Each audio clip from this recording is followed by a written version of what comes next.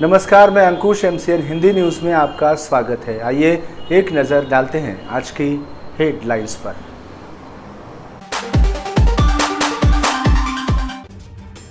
नागरिकों को नसीहत देने वाले मनपा प्रशासन ने ही उड़ाई फिजिकल डिस्टेंसिंग की धज्जियां।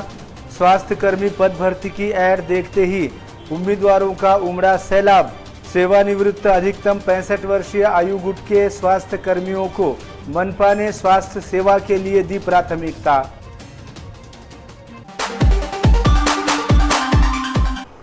और अब समाचार विस्तार से।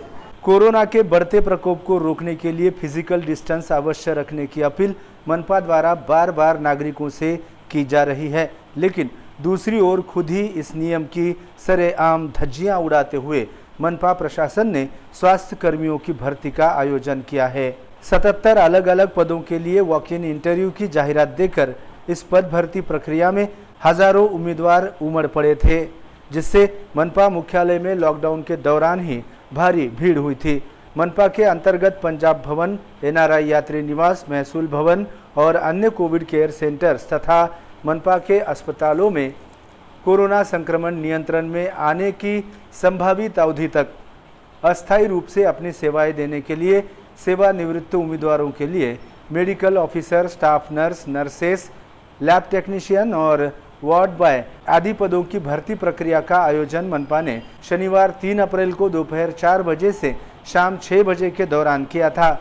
मनपा मुख्यालय के प्रशिक्षण हॉल में इस भर्ती के लिए दस्तावेज देकर सीधे इंटरव्यूज यानी साक्षात्कार लिए जा रहे थे। मेडिकल ऑफिसर्स के 4 पद, स्टाफ नर्सेस के 4, नर्सेस 30, लैब टेक्नीशियन 15 और वार्ड बॉय के 24 ऐसे कुल मिलाकर 77 पदों की अस्थायी भर्ती के लिए हजारों उम्मीदवार सुबह से ही मनपा मुख्यालय में दाखिल हुए थे। प्रारंभ में भीड़ कम थी, लेकिन दोपहर के बाद ये भीड़ जन सैलाब में तब्दील हुई।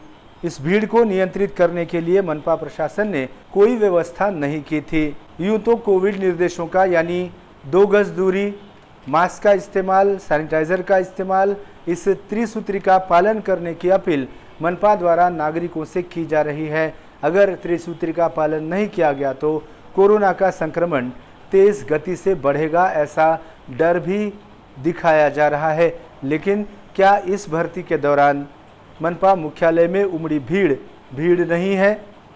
ये लोग इतनी बड़ी संख्या में एक दूसरे से चिपके खड़े हैं, तो क्या अब कोरोना मुंह छुपाकर भाग गया है?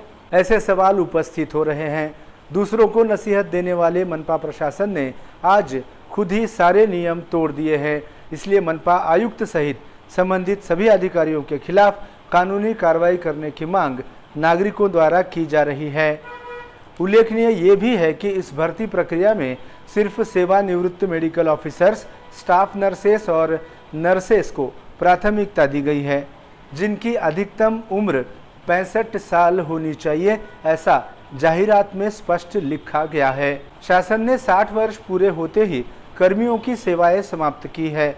कोरोना वायरस 60 वर्ष से ऊपरी आयु गुट के नागरिकों को तत्काल संक्रमित करता है, क्योंकि उनकी प्रतिकार शक्ति कमजोर होती है।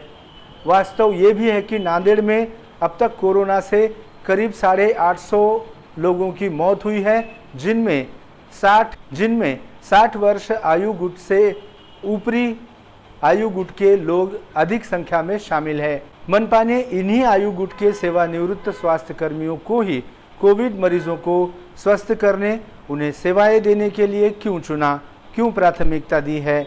जबकि नौजवानों को अगर कोरोना हो भी जाता है तो वो 10 दिनों में स्वस्थ हो जाते हैं।